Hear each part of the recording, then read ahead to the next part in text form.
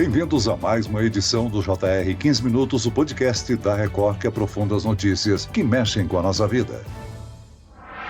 Ana Cláudia é proprietária de uma oficina de motos em São Paulo. No início do ano, ela descobriu que a empresa tinha sido vítima de fraudes.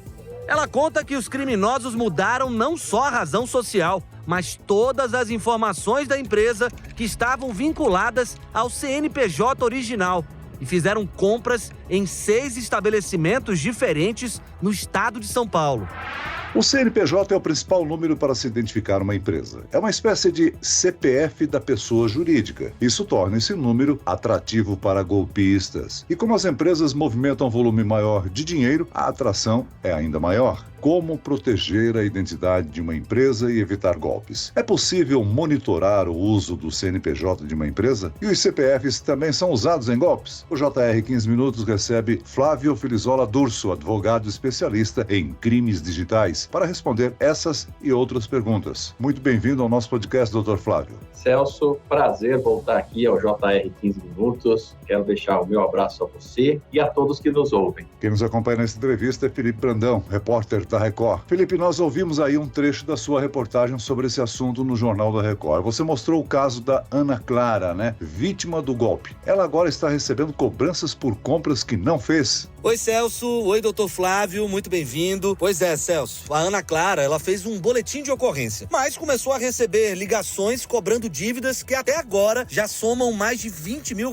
E é obrigada a explicar que não foi a empresa dela que fez essas compras.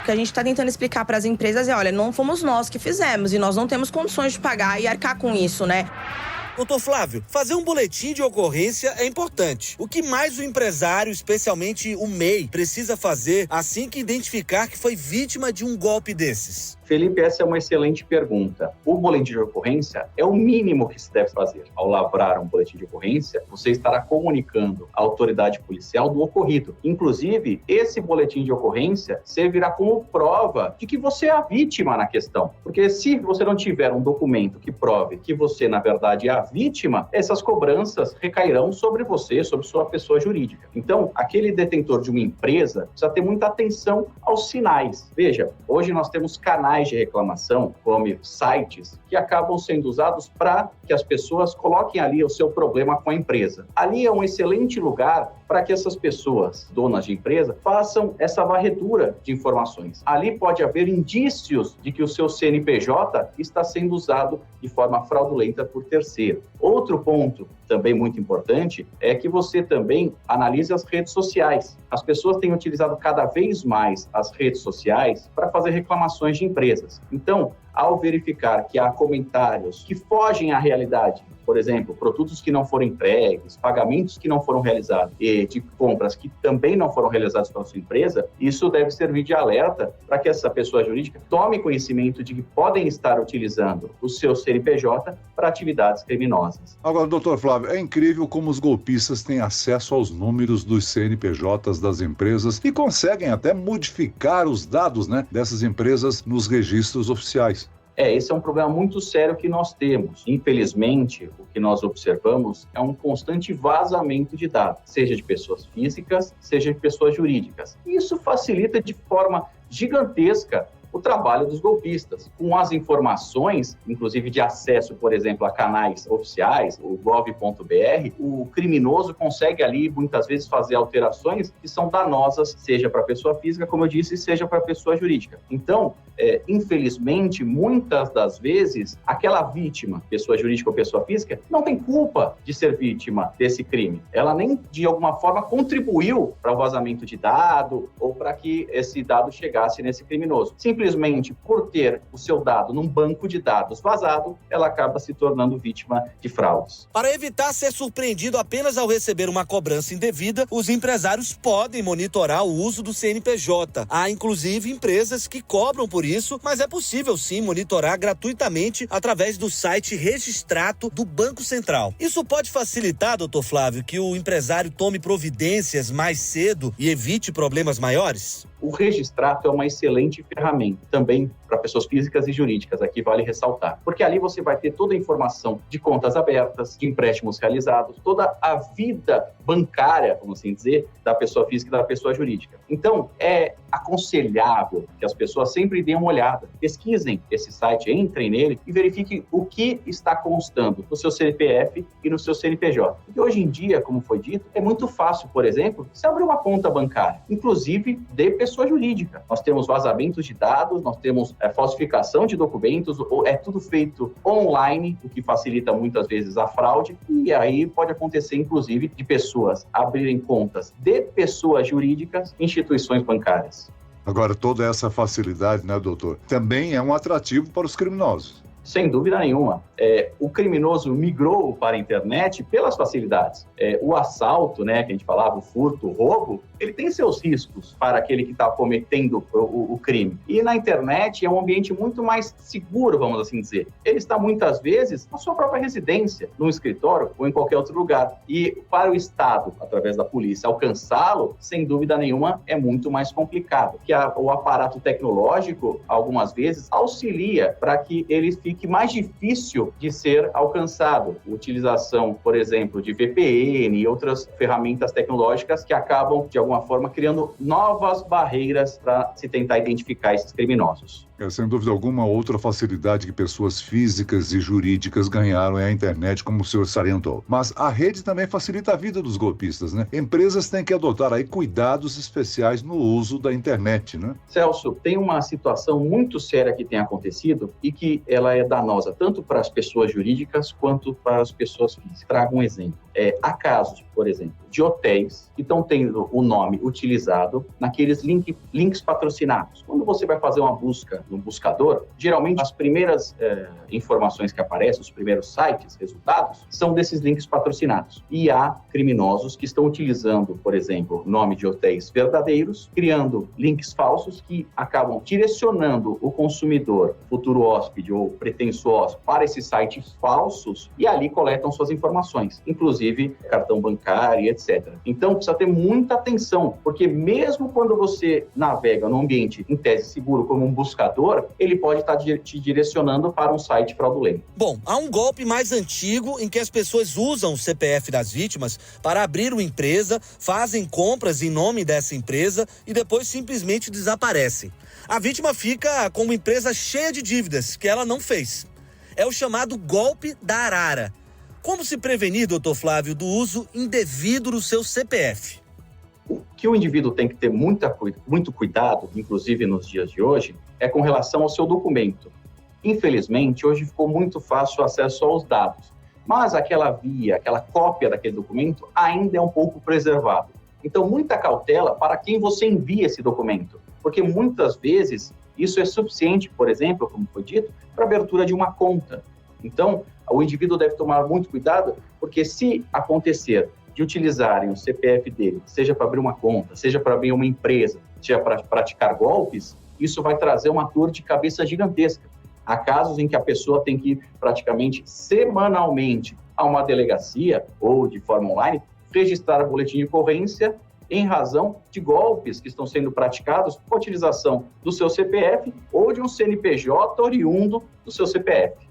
Bom, as empresas, especialmente as MEIs, também recebem boletos com cobranças que desconhecem. Como se prevenir contra o golpe do boleto falso? Isso é outra coisa que tem acontecido demais. Os boletos são algo que devem ter muita atenção das pessoas. É uma forma de cobrança ainda muito utilizada no Brasil, mas que tem os seus riscos. Há, inclusive, outro caso específico, no qual as informações dos boletos, através de um malware, um vírus, são alteradas.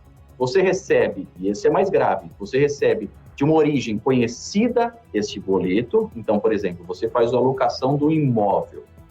Aí você é o locatário deste imóvel. Você recebe da empresa, da imobiliária, o boleto, mas em razão de um vírus que seu computador está infectado, as informações são alteradas, inclusive aquele QR Code que muitas vezes hoje está presente no boleto para pagamento via Pix. Então, precisa ter muita atenção com relação às informações que você recebe na internet, principalmente através do seu e-mail. Você deve buscar sempre verificar se os dados do boleto estão corretos, então, se o banco bate com aqueles primeiros números, se o destinatário é realmente a pessoa que deve receber aquele pagamento, e assim você vai conseguir diminuir a chance de cair nesse golpe. É muito comum e é muito difícil isso. Você deve estar sempre alerta. Quem nunca recebeu, por exemplo, um boleto de um registro BR dizendo que seu domínio venceu? É muito comum para as empresas receberem esse boleto e, se não estiverem atentas, infelizmente, acabam caindo nesses golpes. Faço um alerta. A situação está piorando. A expectativa é de que cada vez os golpes se tornem mais profissionais com a inteligência artificial. Então, para as pessoas, fica aqui mais uma vez e de forma bastante direta o alerta. Cuidado, a internet é insegura. Uma preocupação futura, Dr. Flávio. O CPF deve ganhar ainda mais importância porque vai se tornar o único número de identificação nos documentos do governo. Isso vai exigir um cuidado ainda maior de todos nós com esse dado no futuro, não? Sem dúvida nenhuma. As pessoas serão identificadas simplesmente por um número, que é o do CPF. E com ele você vai ter acesso a uma enormidade de informações. Assim, cada um deve cuidar com muito zelo deste número, porque realmente ele pode abrir inúmeras portas, inclusive para os criminosos. Agora, o governo federal criou também a conta gov.br, que garante aí uma espécie de assinatura digital. Milhões de brasileiros já têm essa conta. Essa pode ser uma ferramenta que torne mais segura as operações com CPF, que são cada vez mais digitais? Toda iniciativa que busca trazer camadas de segurança é válida. Inclusive, há níveis de acesso nessa plataforma gov.br. Todavia, não podemos esquecer que quem está do outro lado são pessoas. Então, de nada adianta termos inúmeras barreiras, inúmeros controles que tentam preservar ou proteger a sua conta, se você deixa suas senhas anotadas num bloco de notas de um celular, que eventualmente é furtado, se você coloca suas senhas num e-mail, ou se você usa a mesma senha para todo tipo de serviços online. Então, se por um lado a tecnologia realmente auxilia, por outro, também cabe a cada usuário tomar as devidas cautelas para preservar essa segurança. Agora, doutor Flávio, uma outra medida voltando a falar do golpe do falso boleto. É interessante que aquela conta que é usual, que é mensal, tipo de serviços, de telefone, de luz, é interessante que o cidadão cadastre no banco, né, e evite ficar preocupado em receber um boleto falso, né? Sem dúvida nenhuma, na hora que você cadastra no débito automático, você elimina a chance de receber um boleto falso e efetuar um pagamento que vai ser destinado a outra pessoa.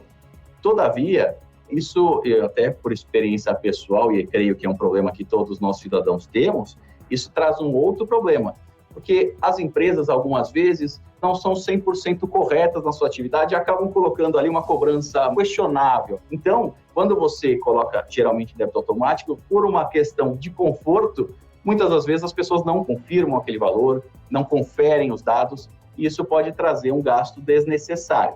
Mas, com relação especificamente à segurança, sem dúvida nenhuma, uma conta em débito automático é muito mais segura do que um boleto que vai ser recebido todo mês e necessitará de uma leitura atenciosa para que não seja destinada a outra pessoa, no caso, os golpistas. Um alerta para as pessoas donas de empresas, né? É interessante que o uso do computador seja restrito só para assuntos da empresa e não misture com a utilização em casa, né? Que o filho possa ter acesso, possa abrir a porta para a entrada de um vírus, né? Você infectar uma máquina ou infectar uma rede, sem dúvida nenhuma, traz riscos. Nós falamos aí de inúmeras questões, inclusive do vírus que altera as informações do boleto, mas nós temos casos mais graves, como o ataque de ransomware, que sequestra as informações daquela máquina, criptografa e cobra aí um resgate para liberar essas informações. Ou seja, pode acontecer coisas muito graves, inclusive para grandes empresas, como já aconteceu. Então, a utilização de uma máquina específica para o trabalho é muito adequada e aconselhável no que se refere à parte da segurança. Lidando com tecnologia, a gente tem que agir como o combate a epidemias e vírus, né? Vacina. Sem dúvida nenhuma. Vacina, atualização de sistema, controle e muito cuidado. Desconfiança sempre é a regra.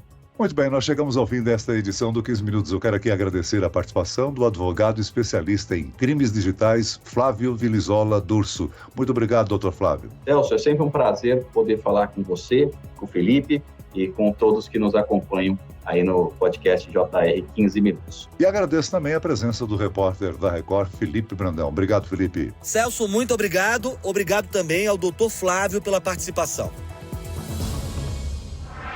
Esse podcast contou com a produção de David Bezerra e dos estagiários Fernando Russo e Isabela Santos. Sonoplastia de Marcos Vinícius, coordenação de conteúdo Edivaldo Nunes e Deni Almeida, direção editorial Tiago Contreira, vice-presidente de jornalismo Antônio Guerreiro. Você pode acompanhar o JR 15 Minutos no portal r7.com, nas redes sociais do Jornal da Record e nas principais plataformas de streaming. Eu, Celso Freitas, te aguardo no próximo episódio. Até amanhã.